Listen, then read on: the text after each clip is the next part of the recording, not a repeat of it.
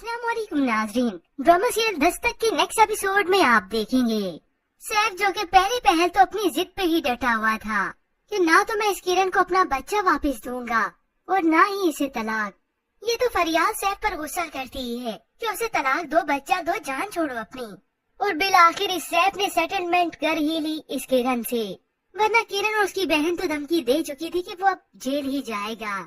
तभी तो बच्चा दे दिया, दोनों के दरमियान सेटलमेंट हो जाती है कि मैं तुम्हें तलाक भी दे दूंगा।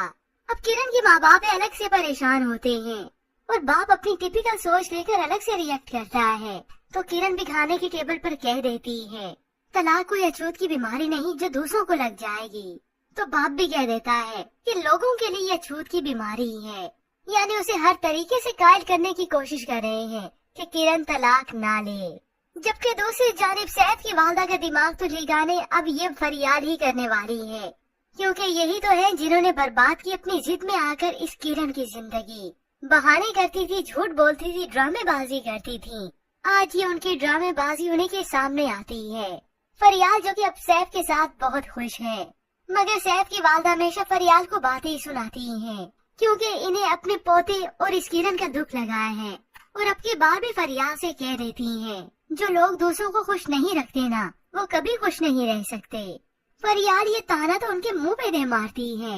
हाँ ठीक कह रही हैं आप, इसलिए तो आप खुश नहीं, क्योंकि आपने मेरी खुशियाँ बर्बाद कर दी थी। ये सुनकर उन्हें तो और ज्यादा गुस्सा आता है। ऐसे में उसी वक्त सैफ आ गया तो ये फरियाद अपना रंग बदल लेती है।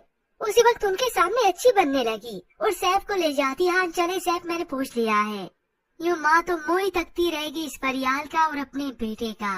और कुछ ही देर के बाद वो आंटी भी आ गई तो सैफ की वालदा उन्हें अपना दुख बताती है। कभी कभी अपना झूठ सच बनकर सामने आ जाता है और फिर उस सच पर कोई यकीन नहीं करता। यूँ सैफ की वालदा तो अब अपने कमरे तक ही महदूद हो जाती है, क्योंकि फरियाद ने आते साथ ही ने साइड पे लगा दिया है। खुद ये सैफ फरियाद को लेकर रोज सैर सपाटे पे चला जाता है, क्योंकि बकौल उसकी उसे अपनी खुशियाँ अभी तो मिली हैं। यूँ सैफ सब कुछ करके खुश है अपनी जिंदगी में, मगर इधर अपनों ने ही जिंदगी अजीरन की है इस किरण की। फुप्पो आ गई तो अलग से ताने देती है, बातें सुनाती है। अगर तलाक का दाग लग गया तो किरण फट से जवाब देती है कौन सा दाग? ऐसा मैंने क्या किया जो मुझ पर दाग लग गया? तलाक अगर दाग है, जुर्म है, सजा है, तो उसका मुजरिम ये सैफ है, मैं नहीं। मगर ये माशरा ना तो कबूल करता है और ना ही ये अपने, क्योंकि सैफ की तरफ से किरण को तलाकनामा मौसूल हो चुका है, जिसे देखकर किरण बहुत रोती है। चुपके से उसकी बहन ने देखा।